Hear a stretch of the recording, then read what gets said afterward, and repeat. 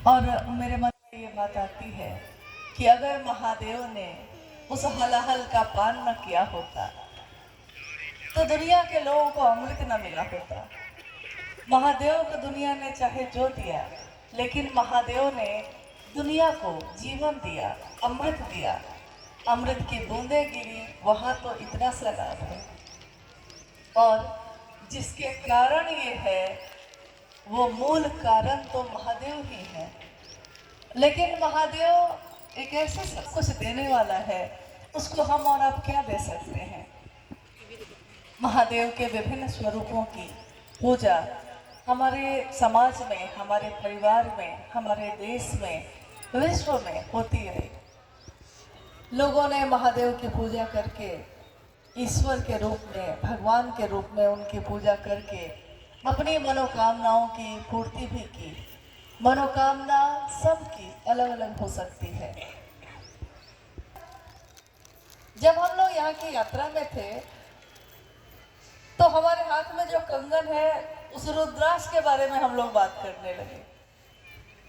साहब से मैंने सुना कि रुद्राक्ष का भी यही गुण है, एक दाना दूसरे दाने से इतने पेड़ होंगे, इतने करोड़ों रुद्राक्ष होंगे, किसी का मेल किसी से नहीं है, यानी एक जैसा नहीं है, कुछ भी नहीं।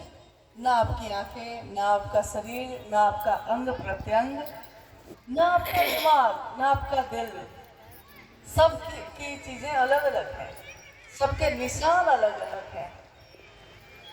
यानी कुछ ऐसी ही बात है कि दिया अलग अलग है।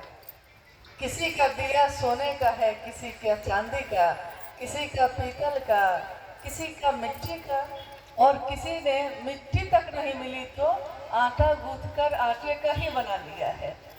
दिया अलग अलग है, लेकिन उन सारे दियों को एक साथ रख दीजिए और उसमें रोशनी करिए, उसकी बाती जो है उसको जलाइए।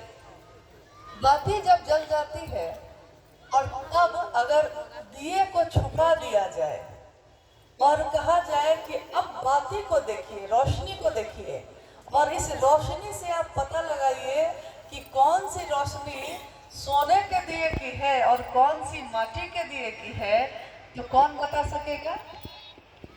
कोई नहीं बता सकता, क्योंकि रोशनी एक ही है, रोशनी किसी की अलग अलग नहीं है। तो हम आप चाहे किसी भी जाएंगे, लेकिन इतनी दूर तक ही जा सकेंगे जितनी दूर तक हमारा सामर्थ्य काम करता है। एक सीमा तो ऐसी आती ही है जहां जाके हमारी सीमा खत्म हो जाती है। हमारे मन की सीमा खत्म नहीं होती, लेकिन हमारे इस शरीर की, इसके काम करने की क्षमता खत्म हो जाती है। अभी अगर ये माइक ना चले तो हम कितने भी जोर से बोले, कुछ ही दूर तक मेरी आवाज जाएगी, उसके बाद सुनाई नहीं देगा। माइक भी चलने लगा, आवाज वहीं तक जाएगी जहां तक इसका सिस्टम लगा है। जहां सिस्टम खत्म वहां आवाज भी खत्म। हम काम करना चाहते हैं कुछ भी, आपने देखा होगा बहुत बड़ी बड़ी कंपनी बनती है, लेकिन उसके साथ भी एक शब्द लिखा होता है, लिमिटेड। यानी कि हर चीज लिमिट में है, हर चीज सीमा में है। ये धरती भी एक परिधि है, इस परिधि के बाहर धरती फिर नहीं है। ये अंतरिक्ष भी एक परिधि है, उसकी भी, सूर्य की भी एक परिधि है जिसपे सारे ग्रह घूमते हैं। यानी इस सृष्टि में, इस ब्रह्मांड में जो शिव की इच्छा से सृजित है, हर चीज तय है पहले से। कुछ भी अकारण नहीं है, कुछ भी अचानक नहीं है, कोई भी अकाल घटना नहीं होती, हमारे आपकी नजर में होती है। लेकिन ये सारी चीजें तय है, हमारा ही दिमाग है, हमारा ही दिल है। अभी हम लोग, इतने लोग इस मैदान में बैठे हैं, हम अगले पल क्या सोचने वाले हैं, कोई एक आदमी बता सकता है? कोई नहीं बता सकता। आप अपने दिमाग में अगले पल में क्या सोचने वाले हैं आपको नहीं पता। यानी कोई तो है जो आपके इस दिमाग में सोच को डालता है, विचारों को भेजता रहता है। और वो कौन है? वो कौन सी सत्ता है जो हमारे ही दिल में, हमारे ही दिमाग में चीजों को भेजती रहती है और बदलती रहती है। कोई नियंत्रण करता है लेकिन वो दिखाई नहीं देता। हम योजना बनाते हैं, दीर्घकालिक योजना, अपने जीवन की बहुत सारी योजना।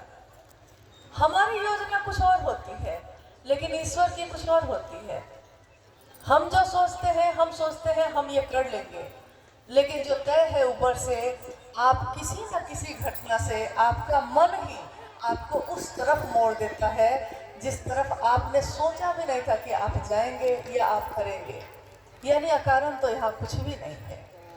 महादेव की वो सत्ता जो ईश्वर की है, जो ईश्वरों के ईश्वर महेश्वर की है, उनके सभी रूपों को जो दानदाता स्वरूप रहा है। दानदाता का अर्थ होता